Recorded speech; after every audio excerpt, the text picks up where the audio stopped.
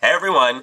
Alright, so here's a very quick video for everyone, and this is going to be like a reference video for some of my Halloween tutorials, because I will say you can use a stencil, or you can freehand, you can do whatever, and this is going to be a video that I will link to quite a few times whenever I need it. So this one is like the basics of masks. Now, with a mask, you can use many different things to create it, to get the shape, to do detail work, anything like that. So I'm just going to give you few ideas to help create your mask, whether it's for Halloween or anything like that. So, of course, the first thing, and it's not really the easiest, so I can't say it is to freehand your mask. So that way you can just draw it on, do whatever you want.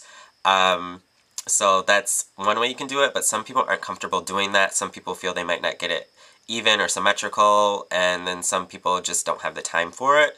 So another thing you could do is you can make your own mask, and I'll just use this little post-it as a reference.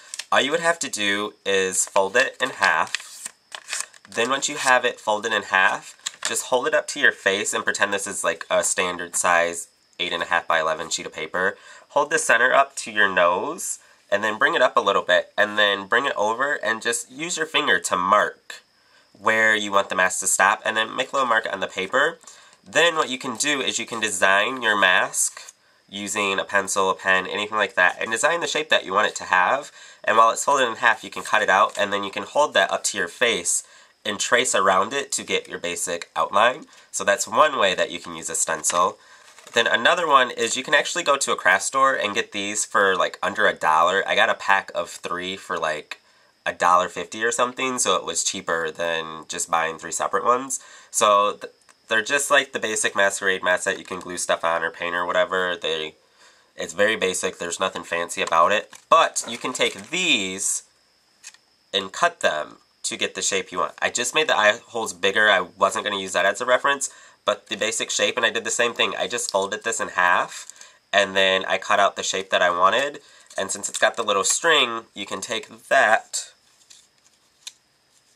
and put it on like so, and then use a brush to either trace around it, a sponge to stamp around it, or anything like that. And then you can worry about the eye holes later. You can do that freehand, because that would be pretty simple. So that's another way that you can create a stencil for very cheap, because you can do this for like under $1. Another thing that's helpful is puff paint. It's just that, it's fabric paint. It's the puffy kind that you see like hardcore crafters have on their shirts, and they maybe have like a little mirror and like glitter and gemstones and everything. But this is non-toxic, so that way you can apply this directly to the skin, only because you're only going to have it on there for a short amount of time. So I have seen people do this. I've done it before. It's not highly recommended, but it is non-toxic, so it is going to be okay to use, but make sure you don't have any allergic reactions or anything to this. So you might want to do like a patch test on the inside of your elbow or something.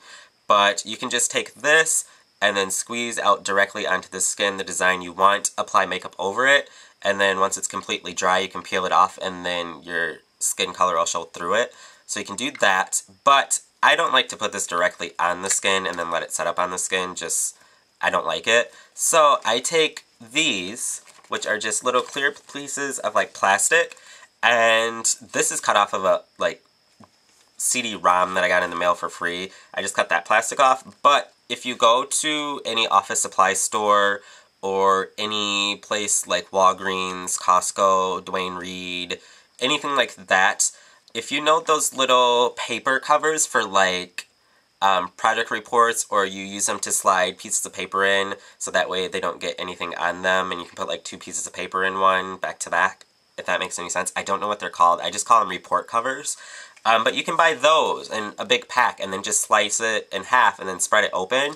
And then I take the puff paint, and I just did some really quick doodles just to show you guys.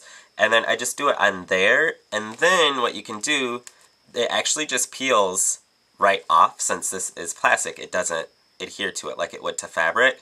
And then you can actually just stick these on your skin wherever, and they stay in place. And then that way you can do the same thing and apply it on top. So that's what I like to do. You can do many different shapes. Like I have this one that I did, And actually, I'll stick it on the back of my hand so you can see it a little bit better. But you can see it just sticks.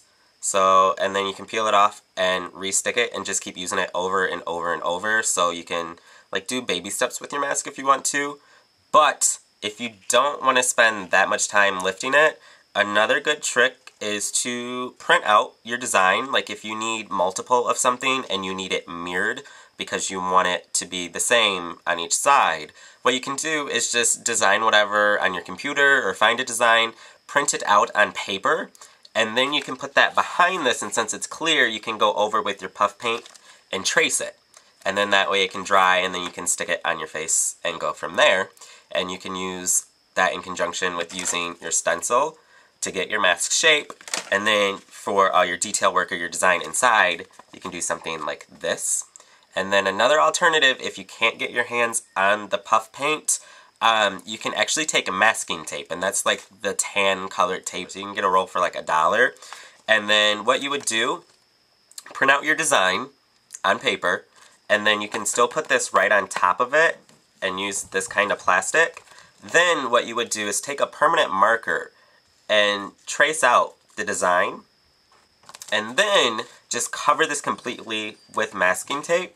And again, since it's clear, you can flip it over to the other side and see, and then you can just cut out the shapes with scissors.